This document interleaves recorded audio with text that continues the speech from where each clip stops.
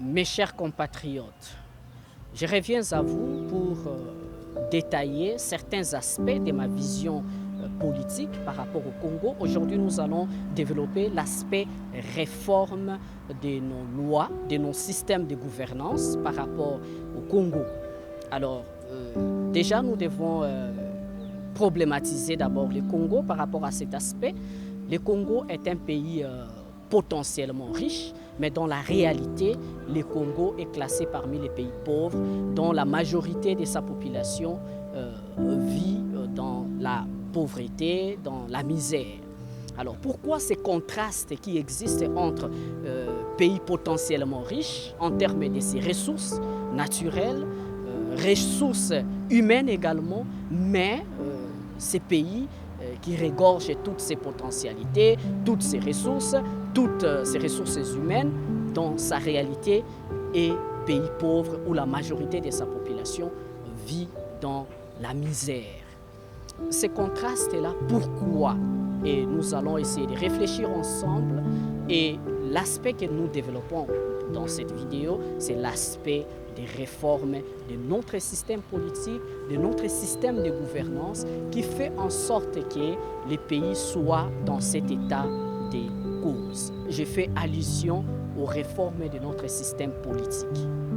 Vous avez un pays qui est pauvre, mais avec de nombreuses institutions qui ont des tailles gigantesques, des tailles des institutions gigantesques qui fait en sorte que les pays qui est pauvre, mais qui dépensent beaucoup en termes de personnel, en termes de dépenses, des frais de fonctionnement des institutions, en termes de taille des institutions. Et de ce fait, je pense à la réforme de ces institutions-là, c'est-à-dire réduire drastiquement les tailles des institutions, également le nombre des institutions qui consomment beaucoup d'argent par rapport à notre budget qui déjà est faible, mais ça consomme beaucoup. Mais dans la réalité, ça fait en sorte que ces contrastes-là puissent se pérenniser, puissent demeurer. Alors, vous avez par exemple, nous avons la République démocratique du Congo, il y a les Sénats qui existent, il y a les assemblées provinciales, il y a l'Assemblée nationale, il y a la primature, il y a les gouvernements, c'est-à-dire les ministères qui sont plus de 40 ministères. Et tout ça, et les gouvernements provinciaux, tout ça fait en sorte que nous ayons beaucoup d'argent à dépenser dans les frais de fonctionnement et dans les salaires de toutes ces personnalités politiques, des hauts cadres du pays. Et pour cela, moi je pense que nous devons réduire drastiquement nos institutions, les tailles, également les nombres. Et faisant allusion de réduire les nombres, je pense que les Sénats dans notre pays, je ne vois pas son importance capitale de son rôle à jouer par rapport au Congo. Nous avons 108 sénateurs, si j'ai bonne mémoire. Et que fait les Sénats? Les Sénats légifèrent des lois en seconde lecture. Et qu'est-ce qui se passe déjà? Ça pose un problème à ce niveau-là, parce que vous avez l'Assemblée nationale qui existe, l'Assemblée nationale qui examine les lois, les matières, les lois qui doivent être, bien entendu, faire en sorte que les pays puissent fonctionner. Et ces lois-là, au niveau de l'Assemblée nationale, on débat sur des lois, on vote des lois. Et au-delà de l'Assemblée nationale, nous avons des commissions spécialisées qui sont au niveau de ces assemblées, de cette Assemblée nationale. Les commissions PAJ, il y en a beaucoup de commissions. Et des commissions-là sont chargées des toilettages, des lois. Quand les lois sont votées, ça vient là au niveau des commissions, on essaie d'améliorer encore. Et quand on termine cette amélioration, on renvoie les lois au niveau du Sénat. Et qu'est-ce que le Sénat fait? Le Sénat fait la lecture en seconde lecture.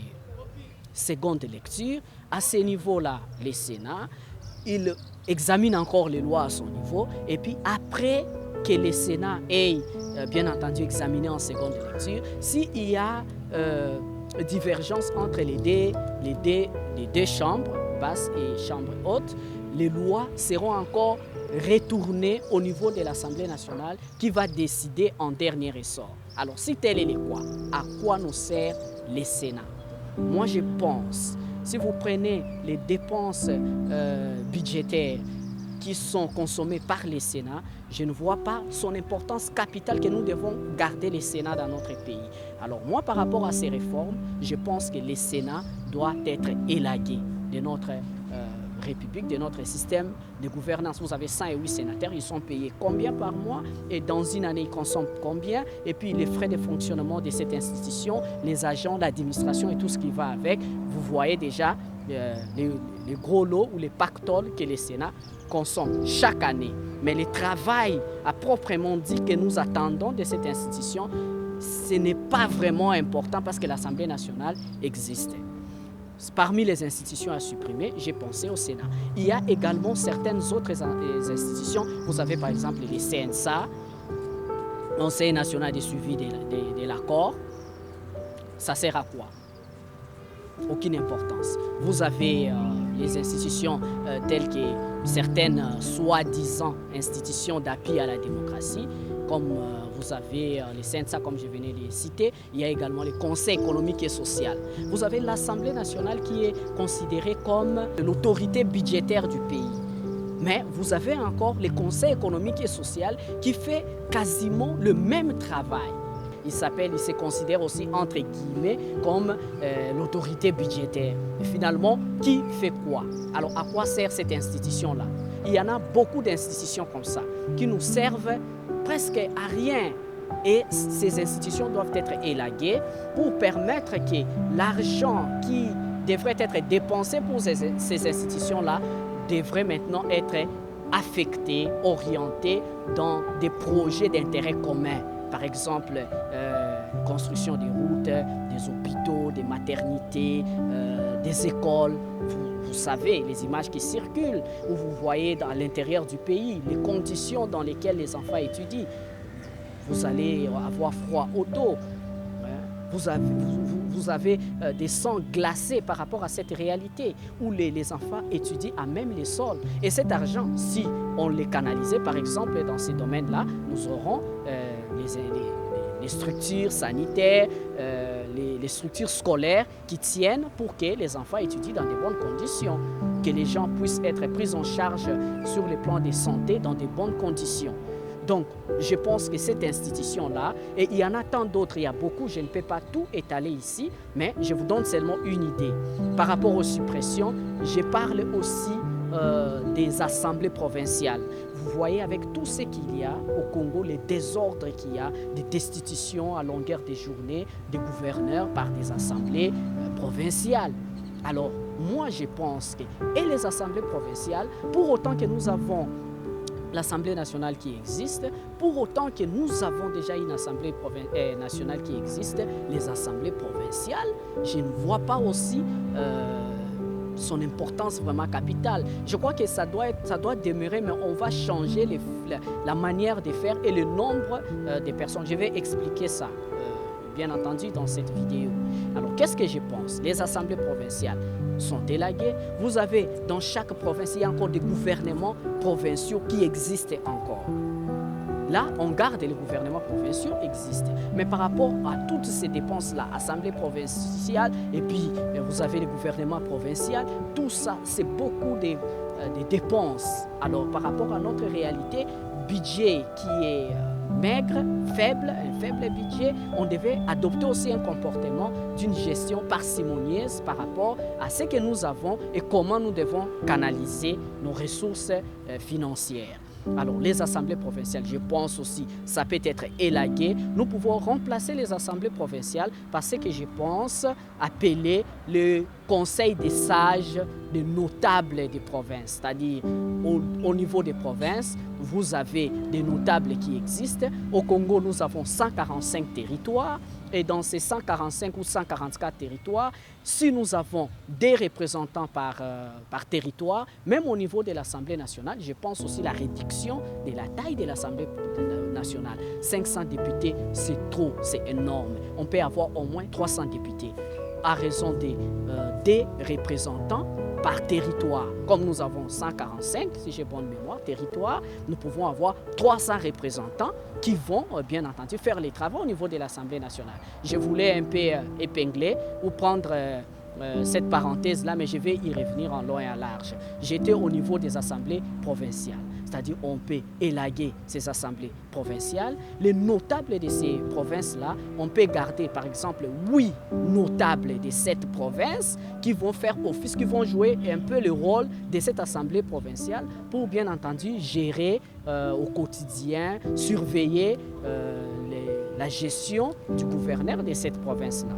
Et pour autant que les assemblées provinciales sont élaguées, même dans notre système politique, je pense aussi que les gouverneurs ne soient pas élus, que les gouverneurs soient nommés par le président de la République, bien entendu, sur base d'un profil. Et s'il est originaire, par exemple, du Kasaï, de la province du Kasaï, il sera nommé au niveau, par exemple, de l'Est du pays, au Nord Kivu.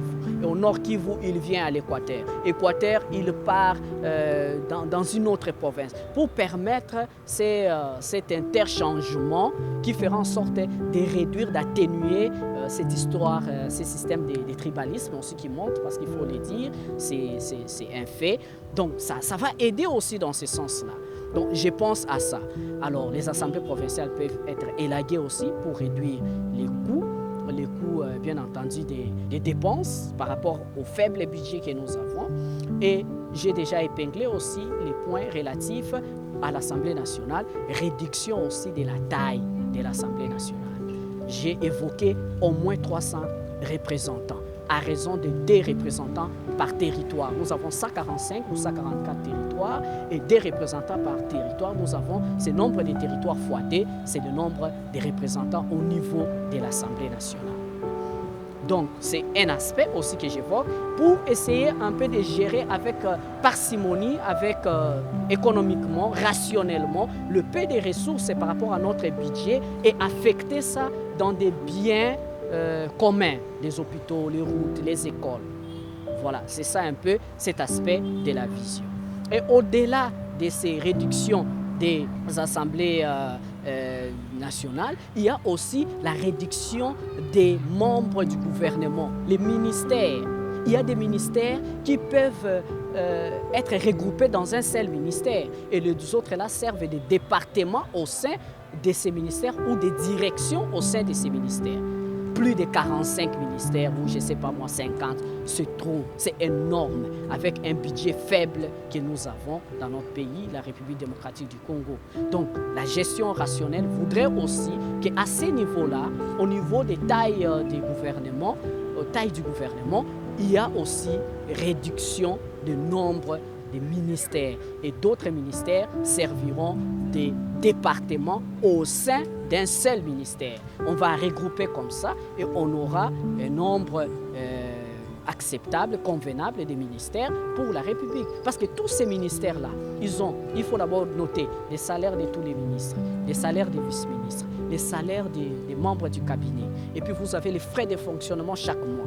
Vous voyez, c'est faire saigner la caisse de l'État alors qu'il y a beaucoup de problèmes qui se posent qu'on doit résoudre, qui demandent de l'argent.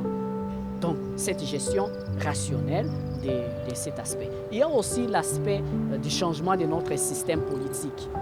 Moi, je pense que nous devons revoir, bien entendu, cette histoire de gouvernement issu de la majorité parlementaire. Pourquoi j'ai dit ça? Qu'est-ce qui se passe?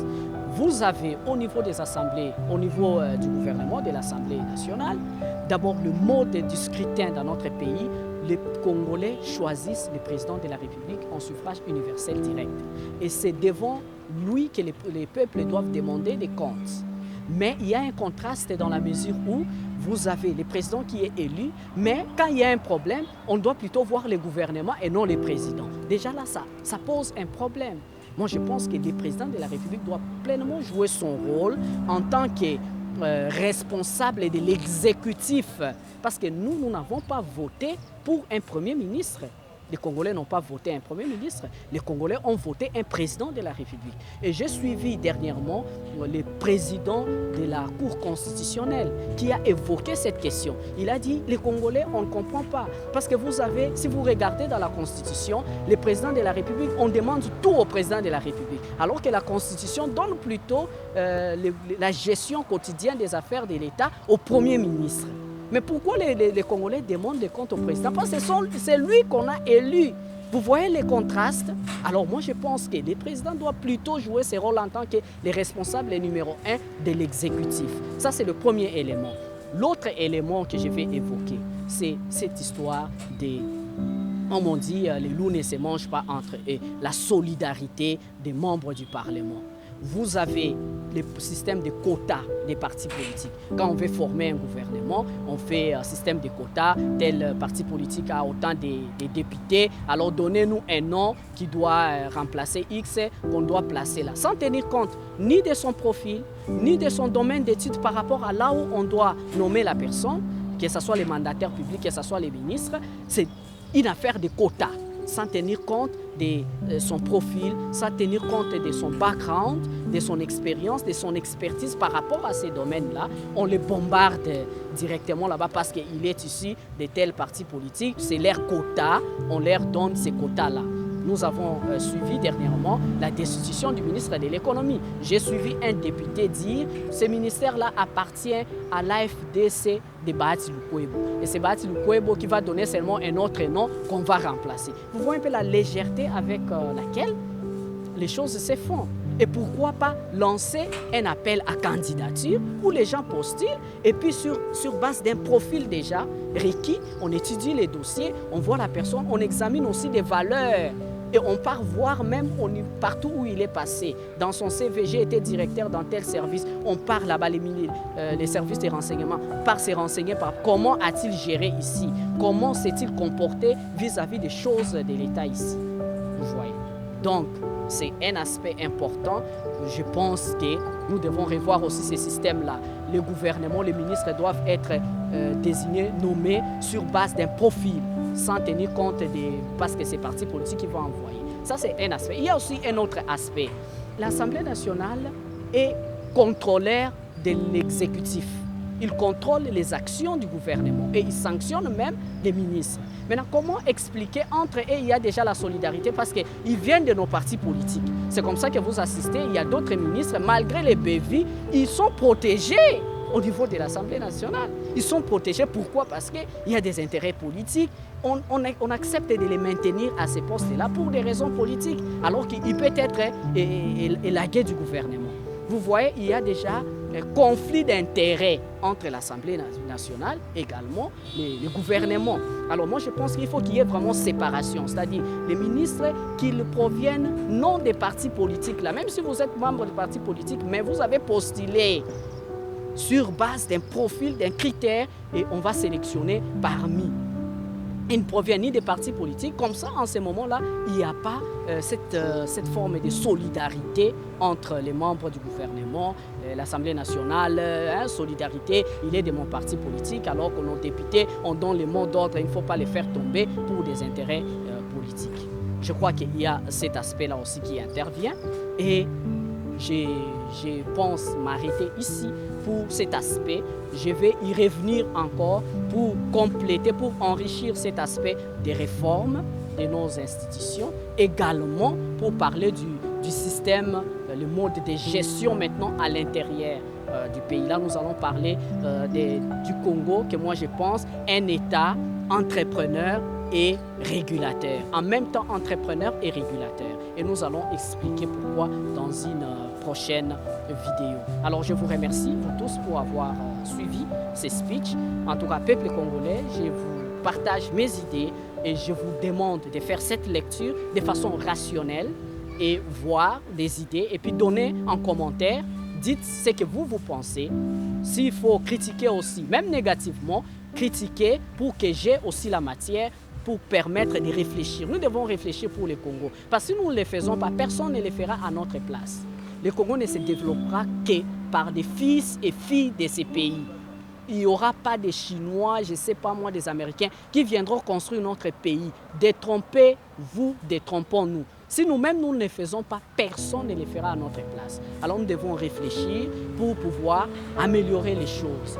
Donc, voilà, donc prochainement, je vais revenir au cours d'une autre vidéo où je vais expliquer d'autres aspects et nous irons comme ça, aspect par aspect, pour continuer. Alors, je vous demande de me faire confiance par rapport à ma vision politique. Comme vous voyez sur les bancs, au bas de l'écran, les noms, ce que vous lisez là, c'est cela. Donc, je demande votre soutien par rapport à cette vision politique et des idées aussi. Et nous allons nous organiser pour pouvoir mettre en place ces idées. Et abonnez-vous massivement sur cette page YouTube, que ce soit sur la page Facebook. Vous tapez Guelor Boulou, futur président de la République officielle. Abonnez-vous également sur cette page-là et donnez aussi des idées et nous allons réfléchir ensemble. Mes chers compatriotes, je vous remercie et que Dieu bénisse la République démocratique du Congo.